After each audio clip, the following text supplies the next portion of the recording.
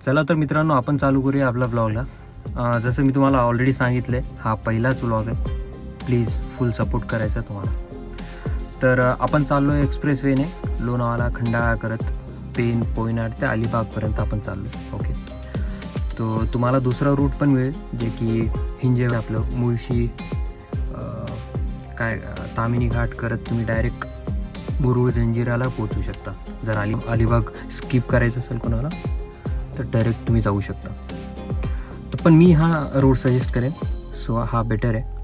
तर 2 टोल लागतील, जास्त काय तुम्हाला हे लागणार है. अपन मॉर्निंग में निकले थे तो फिर क्या बीच में हम रुक के लंच कर लिए एंड डायरेक्ट हम बीच पे पहुंच गए. अलीबाग के अक्षी बीच होके हम नागांव बीच पे पहुंच गए.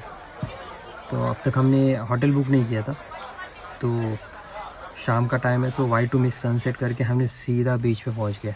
बट वहाँ पे जाके देखा तो क्या भाई, बादलों ने तो अपने सूरज को भाव में लेके रखा था, सनसेट तो होने नहीं दिया. मग काय सनसेट तर भेटलं नाही मग, बट क्लायमेट छान होता.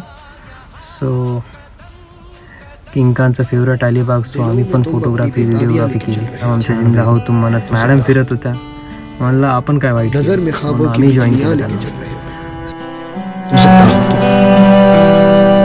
हवा के झोंकों के जैसे आजाद रहना सीखो, तुम एक दरिया के जैसे लहरों में बहना सीखो. सो अशा प्रकारे एकंदरीत आम्ही एन्जॉय करून आम्ही इथे स्टे केलं.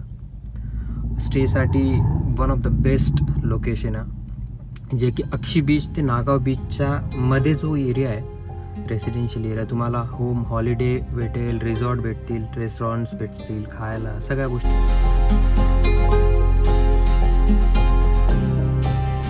तर अशा प्रकारे आम्ही मॉर्निंगचा ब्रेकफास्ट करून आम्ही निघालो मुरुड जंजिरा किल्ल्याकडे. काही नाही, तुम्हाला 1-1.5 तास लागेल. आरामात तुम्ही समुद्रालगतचा रोड आहे, फोटोग्राफी व्हिडिओग्राफी करत जाऊ शकता. तर चला मग.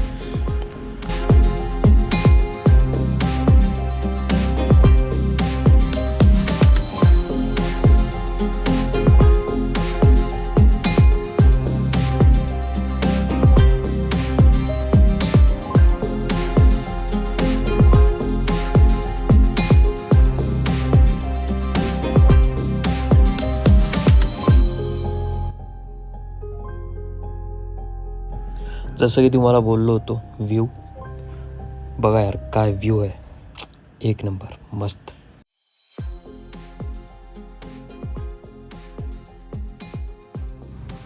अशा प्रकारे तब्बल 50 रुपयावरून पार्किंग करून जंजिरा पिऊन आम्ही निघालो बोटीकडे.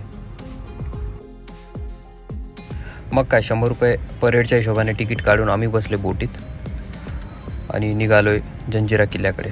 खरं तर हा जंजिरा नसून जलजिराच आहे नाव, कालांतराने लोकांनी म्हणून त्याचं नाव जंजिरा पाडलं आहे.